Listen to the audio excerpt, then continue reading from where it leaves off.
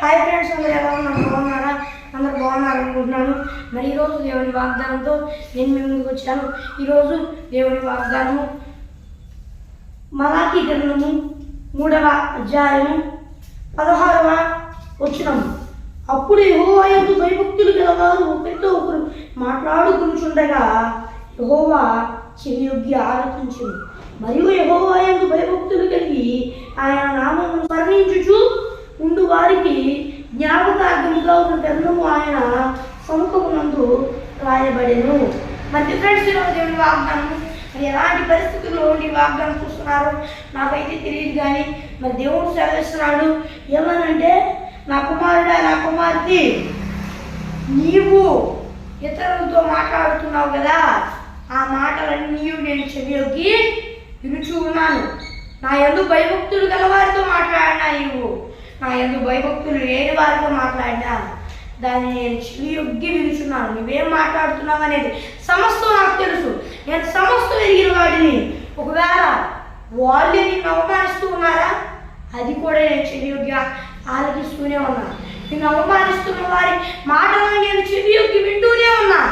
వారికి శిక్షిస్తా, తీర్పు తీస్తా, భయపడవాక అని దేవుడు సెలవిస్తున్నాడు. ఒకవేళ మీరు కనుక తప్పుడు పనులు చేస్తూ, తప్పుగా ఇతరుల గురించి నేరారోపణ చేస్తూ, వాళ్ళు తప్పు చేయకపోయినా ఇతరుల గురించి తప్పుగా మీరు ఎదురుతో మాట్లాడతారా, జాగ్రత్త. దేవుడు సెలవిస్తున్నాడు, నా కుమారుడా, నా కుమార్తె, నుండి అయినా చేయవాగను. తప్పు చేస్తే నీ మీదకి నేను శిక్ష రప్పిస్తా.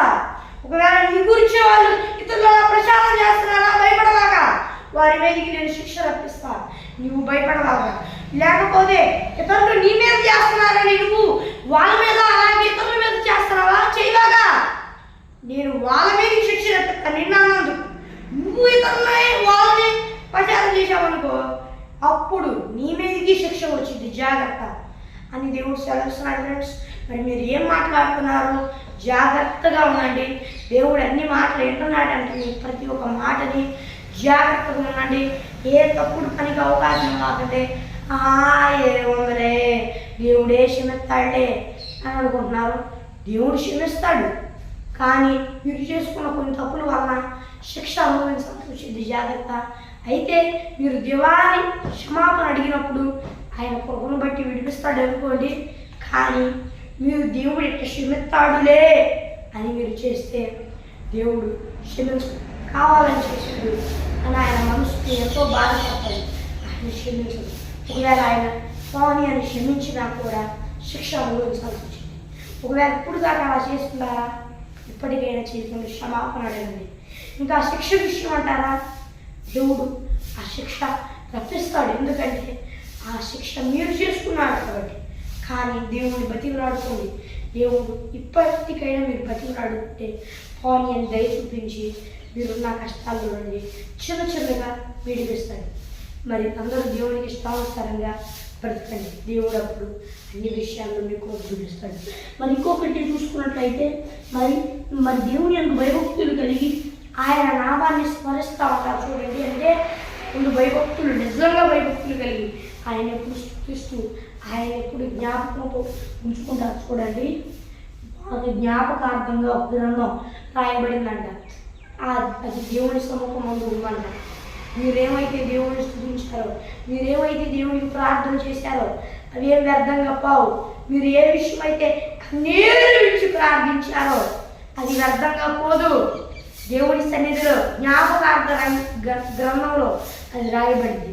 ఈ కన్నీరంతటినీ దేవుడు ఒక బుడ్డిలో దాచిపెట్టాడు. భయపడవాకండి, దేవుడు మీకు ఆనందం అనిపిస్తాడు. మీరు ఏ విషయం అయితే ప్రార్థించారో అదంతా దేవుని సముఖం ముందు రాయబడింది. భయపడక జడియక ఉండండి. భయపడకము అని దేవుడు సెలవిస్తున్నాడు. భయపడవాకండి, ఆయన తెలుస్తాడు. మీరేం మాట్లాడుతున్నారో ఆయనకు తెలుసు. మీరు ఆయన్ని ఎన్ని స్థుతులు ఇప్పటి వరకు చెల్లించారో తెలుసు. మీరు ఆయన నామాన్ని ఎంత స్మరిస్తున్నారో తెలుసు. ఆయన కోసం ఎంతగా కష్టపడ్డారో తెలుసు. ఆయన కోసం మీరు ఏమైతే త్యాగం చేశారో అవన్నీ ఆయనకు తెలుసు. మళ్ళీ గుర్తు చేస్తారేమో చాలామంది, దేవా ఎంత గెలిచావుగా నీకు అని చాలామంది ప్రార్థన చేస్తూ ఉంటారు. ఎంత చేశావుగా అనే మాట మీరు అనవాలని తప్పని. ఎందుకంటే ఆయన నేను చేసిన త్యాగంలో అది ఎంతో కాదు, మీరు అలా అనకూడదు. కానీ అలాగని చెప్పి ఆయన వాటిని విలువ లేకుండా చూడడు, ఆయన విలువగానే చూస్తాడు. కానీ ఇంత చేశాగా నీకు ఆయన అడగ తప్పు. ఆయన మహోన్నతుడు. ఆయన చేసిన దాంట్లో ఏ మనిషి కూడా ఎంత చేస్తాడు ఒకసారి ఆలోచించండి. భయపడక జడియగా ఉండండి. దేవుడు మీ జీవితంలో అద్భుత కార్యాన్ని చేస్తానని సెలవిస్తున్నాడు. భయపడవాకండి, జడిగా మీ మాటలు మీ ప్రార్థన ఆయన వింటూనే ఉన్నాడు. మిమ్మల్ని మీరు ఆయన స్తుతించడం ఆయన వింటూనే ఉన్నాడు.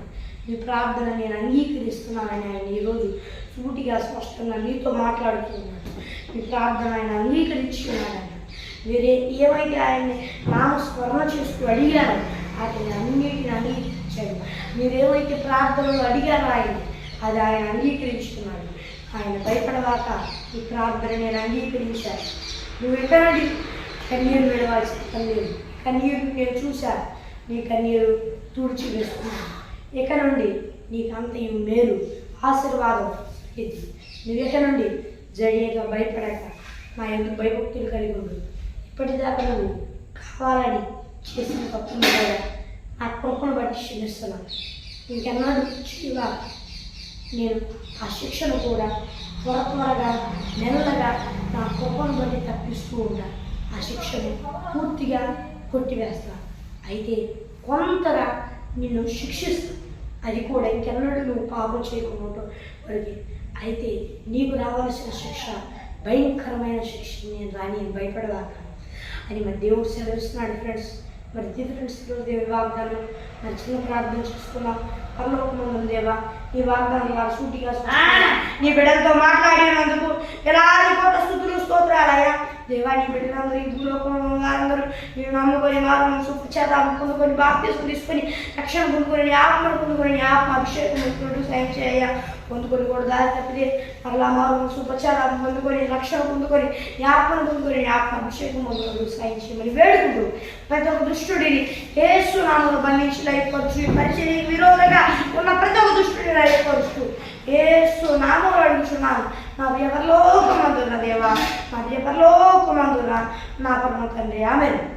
మరి ఫ్రెండ్స్ ఈరోజు దేవుని వాగ్దానం మరి మీ ప్రార్థన అవసరం కొరకు కనిపిస్తున్న +91 63059600089 కాల్ చేయండి.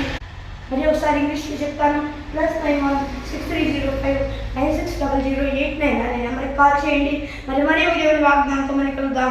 అందరూ దేవుని కృపా మనందరికీ తోడై నడిపించుగాక. ఆమేన్. Praise lord.